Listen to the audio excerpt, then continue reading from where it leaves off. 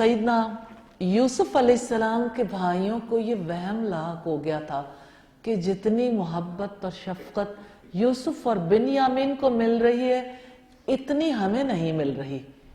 حالانکہ وہ صرف 2 ہیں، ہم 10 ہیں، وہ چھوٹے ہیں، ہم بڑے ہیں، ہم مضبوط جتھا ہیں اور یہ اتنے طاقتور نہیں ہیں.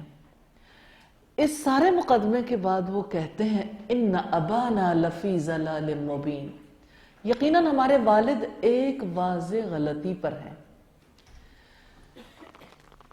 کیا اس موقع پر یہ جائزہ لینا ضروری نہیں ہے کہ بچے اپنے ماں باپ کو غلطی پر کیسے سمجھنے لگتے ہیں؟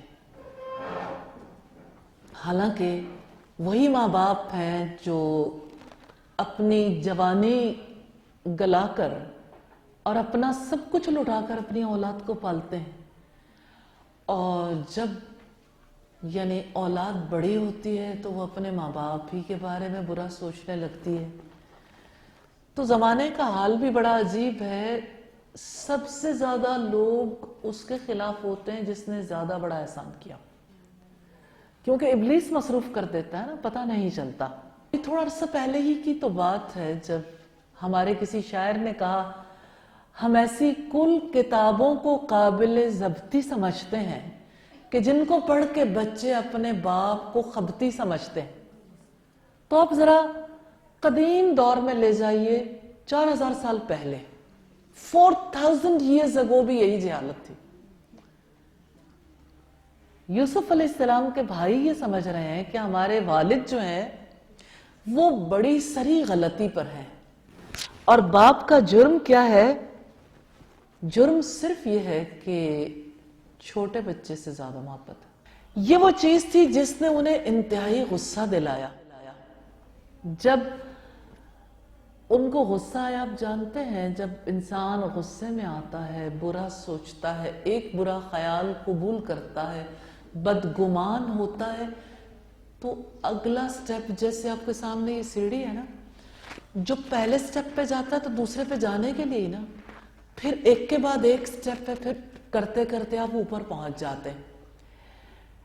لیکن انسان اپنے خیال کے بارے میں جب دھوکہ کھاتا ہے نا تو وہ سیڑھیاں نیچے کو جاتی ہیں اور ایک کے بعد ایک منزل آتی چلی جاتی. یعنی پہلے برا خیال آیا، دل میں رکھا، بدگمانی ہو گئی، بدگمان ہوئے تو بار بار سوچا اور دل میں کینہ داخل ہو گیا. اب جانتے ہیں کینے کی آگ کتنی خطرناک ہوتی ہے. کینے کی آگ بھڑکتی ہے تو رشتے بھی جل جاتے ہیں. اندر اگر آگ بھڑک رہی ہو تو انسان صحیح سوچنے کی پوزیشن میں نہیں رہتا. یہ سوچ ہے ریلی زندگی میں انسان کو اس کی سوچ کسی رخ پہ چلاتی ہے. بچے سارے احسانات کو ہی فراموش کرتے ہیں، لیکن انسان ایسی ہی مخلوق ہے، ایسے ہی دوسروں کے بارے میں محبت کرنے والے والدین کے بارے میں بھی برا سوچنے لگتا ہے. لیکن یاد رکھیے اس اتنے مقدس رشتے میں اگر انسان برا سوچ سکتا ہے تو اس کا مطلب یہ ہے کہ انسان اس دنیا میں سب سے زیادہ اس بارے میں خطرے میں ہے کہ انسان اپنی پازیٹیو انرجی کو ان کاموں میں گھلاتے رہتے ہیں. نیگیٹیوٹی سب سے بڑا خطرہ ہے. تو کینے کا علاج ضروری ہے.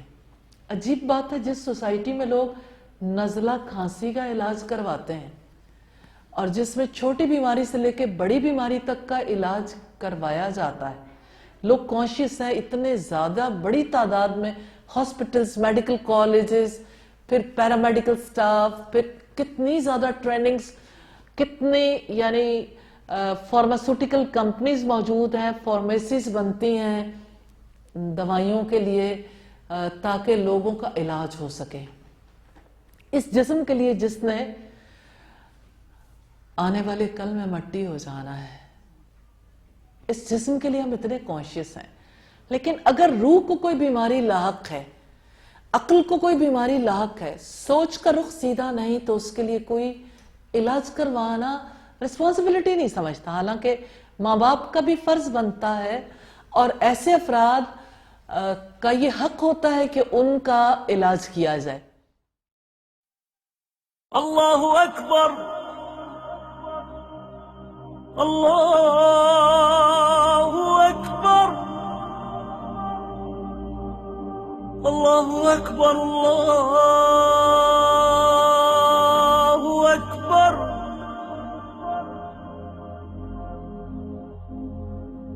أشهد أن لا